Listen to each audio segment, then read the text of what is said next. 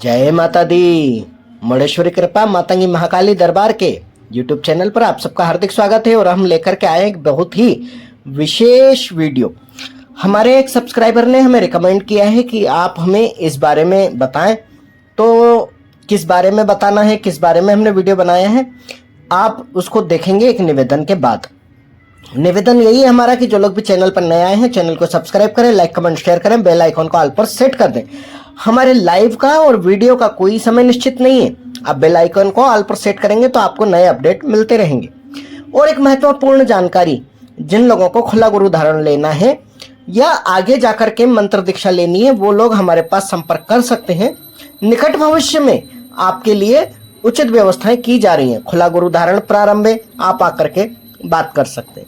आपको मैसेज करना है 9993765729 पर। तो कर लेते हैं पहले मातंगी महाकाली की आराधना, उसके बाद करते हैं विषय पर चर्चा।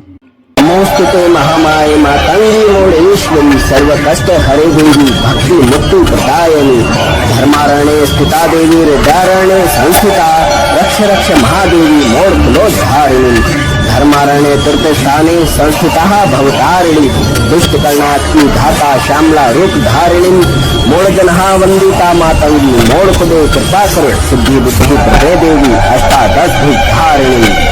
जय माता दी।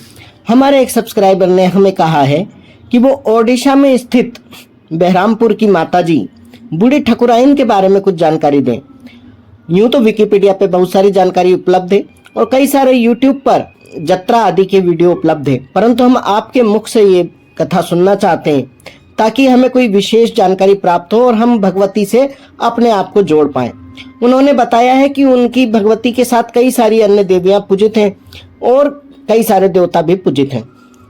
और हमारे यहाँ आप कोई बुजुर्ग शेष नहीं रहे हैं, तो हम किस प्रकार उनकी पूजा आदि करें, किस प्रकार भगवती को ध्यान करें, किस प्रकार हम भगवती बूढ़ी ठकुराइन के बारे में समझें, हमें कृपया कर जानकारी दें और अनुग्रहित करें।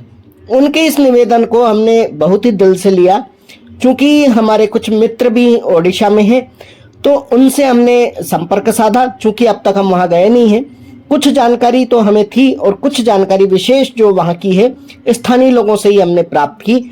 इस आधार पर हम जो है भगवती बूढ़ी ठकुराइन की जो शक्ति है उनसे संपर्क साध पाए, यानी कि उनकी ऊर्जा से स्वयं को कनेक्ट कर पाए और इस वीडियो के माध्यम से सही जानकारी देने योग्य अपने आप को समझ पाए।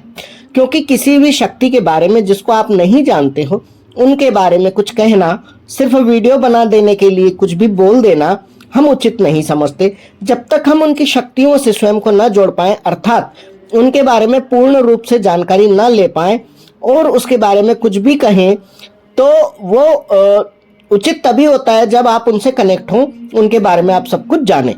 तो कर लेते हैं हम आगे चर्चा और इसी बात को हम करते हैं यहीं से प्रारंभ। तो देखिए, बहरामपुर ब्रह्मपुर नाम से ओडिशा का सिल्क सिटी जानी जाती है। जैसे कि हम इंदौर में रहते हैं तो इसको आर्थिक राजधानी कहा जाता है मध्य प्रदेश की, उसी प्रकार से ये जो बहरामपुर ब्रह्मपुर है इसको सिल्क सिटी के नाम से ओडिशा में जाना जाता है। यहाँ एक समय की बात है कि जब काफी सारे लोग आसपास के इलाकों से वहां जीवन यापन करने के लिए आया करते थे, व्यापार करा करते थे। ऐसे ही समय में शहर के बाहरी क्षेत्र में कुछ डेरे वाले लोग रहा करते थे। डेरे अर्थात बंजारे समूह जिसको हम कहते हैं। खाना बदोश लोग आते जाते हैं, इधर उधर रहते हैं और अपने कामकाज करते हैं। तो ये जो समाज था बुनकर बुनाई का काम करता था, वस्त्रों की या ऊनी कपड़ों की आदि की बुनाई करके अपना जीवन यापन करता था। आप आज भी देखते होंगे कि जहां कहीं भी बंजारे होते हैं वो अपने देवी देवताओं को वहां चबूतरा बना करके स्थापित कर लेते हैं। उसी प्रकार ये बंजारों का जो समूह था, इनकी इष्ट देवी आराध्य देवी थी बूढ़ी ठकुराइन। क्योंकि वो इनकी पूर्वज हैं, इसलिए उनको वो बूढ़ी कह के संबोधित करते थे। और ठकुराइन अर्थात मालकिन। तो ये देवी जो हमारे पूरे कुल और समाज की रक्षा करती है, हमारी मालकिन है, जो हमारी सबसे बड़ी है, हमारा सबसे बुजुर्ग सदस्य है, तो उनको उन्होंने बूढ़ी ठकुराइन कह के संबोधित किया।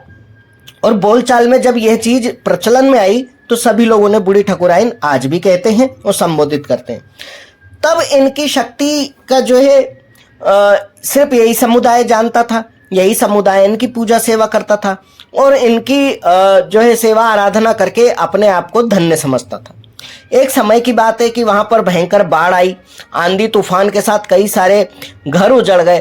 तब ऐसी अवस्था में ये सारे कबीले वालों ने, सारे बंजारों ने अपनी कुल देवी के पास जाकर के, उनके चबूतरे पर जाकर के ध्यान पूजन किया, उनको मनाया, उनसे प्रार्थना की और किसी वृक्ष के नीचे या कहीं सुरक्षित स्थान पर खड़े हो गए। देखते ही देखते तत्क्षण में कई जगह पर तबाही मची, परंतु इस कबीले के सभी लोग सुरक्षित हो गए और ये चर्चा धीरे धीरे सब जगह फैली कि किस प्रकार से झुग्गी झोपड़ियों में रहने वाले कबीले के समुदाय के लोग सुरक्षित रहे और अन्य नगर में तबाही सी मच गई। तब सभी लोगों ने इस भगवती की महिमा को जाना और उनकी शरण में सभी गए, अपनी रक्षा के लिए, अपने जीवन की रक्षा के लिए उनके पास गुहार लगाई। इसी प्रकार इनके जो चमत्कारों की चर्चा धीरे धीरे बढ़ती रही और प्रचलित हुई भगवती। तब वहां के राजा जो महेंद्र थे, उन्होंने उनका मंदिर स्थापित करवाया और उनको राजकीय सम्मान प्रदान किया, अर्थात उनकी जो भी वार्षिकी होती थी, जो भी उनकी पूजा परंपरा कबीलों की थी, उस सब का उन्होंने निर्वहन किया और उसका खर्चा उन्होंने उठवाया। अब नगर में जब कोई विशाल मंदिर बनता है तो सभी लोग आना जाना शुरू करते हैं, सभी लोग जाते हैं और लगभग ये भी कहा जाता है कि इस मंदिर में जो सेवा करते हैं पुजारी हैं, वो जाति से नाई हैं। वो नाई का काम करते थे परंतु इनकी सेवा पूजा करते हैं और इस प्रकार से कई सारी मान्यताएं हैं, कई सारी बातें हैं जो चलन में है। अब बात आती है कि इनका जो वार्षिकी उत्सव होता है उसे जत्रा के नाम से जाना जाता है। तो ये माना जाता है कि भगवती अपने पिता के घर जाती हैं इन जत्रा के समय पर और ये लगभग 2 सप्ताह का समय होता है। तो काफ़ी उड़ीसा में प्रचलित है, मेला लगता है और भगवती के दर्शन के लिए लोग आते हैं और उनको उनके पिता के घर विदा करते हैं, यानी मायके भेजते हैं और उसके बाद 2 महीने बाद वापस मंदिर में स्थापित किया जाता है। तो ये पूरा जो समय है जत्रा काल माना जाता है। इनके साथ भगवती शीतला, महाकाली और शीतला देवी की समस्त बहनें, भगवान नरसिंह, भगवान गणेश जी, हनुमान जी, सभी शक्तियां चलती हैं और इनका पूजन सेवन किया जाता है। तो ये कई परिवारों की कुल देवी भी हैं, कुल माता भी हैं। अब इनके पूजा का विधान, जैसे कि हमारे सब्सक्राइबर ने हमसे पूछा है, तो हम यही कहना चाहेंगे जिस प्रकार आप अन्य भगवती के स्वरूपों की पूजा आराधना करते हैं उस प्रकार से आपको करना चाहिए। कुल देवी कोई भी हो, वो हमारी माँ ही होती हैं और हमें उन्हें माँ की तरह ही सम्मान देना चाहिए, ना कि इस चीज में आना चाहिए कि कौन सी देवी का क्या स्वरूप है और किस प्रकार से उनकी पूजा होती है। हम अपनी माँ को यथोचित जो सम्मान दे सकते हैं, भगवती जानते हुए, अपनी माँ मानते हुए उनकी हम सेवा पूजा जिस प्रकार से करेंगे उस प्रकार से वो ग्रहण कर लेंगी और वो प्रसन्न है और उनको कोई कमी लगती है तो वो उसके संकेत आपको अवश्य देंगी, आपका मार्गदर्शन करेंगी, ये हमारा पूर्ण विश्वास है। तो ये थी उड़ीसा की माता जी बूढ़ी ठकुराइन और यही उनका जो है स्वरूप है, उनका रूप है। इसी प्रकार से उनको जाना जाता है, पूजा किया जाता है और उन्हें आकर्षक रथ पर निकाला जाता है जत्रा के समय पर और कई प्रकार की झांकियां सजाई जाती हैं, कई प्रकार के देवताओं की प्रतिकृति वहां सजाई जाती है और लोग उसका आनंद लेते हैं और भंडारे आदि भी इस समय पर जोर शोर से चलते हैं।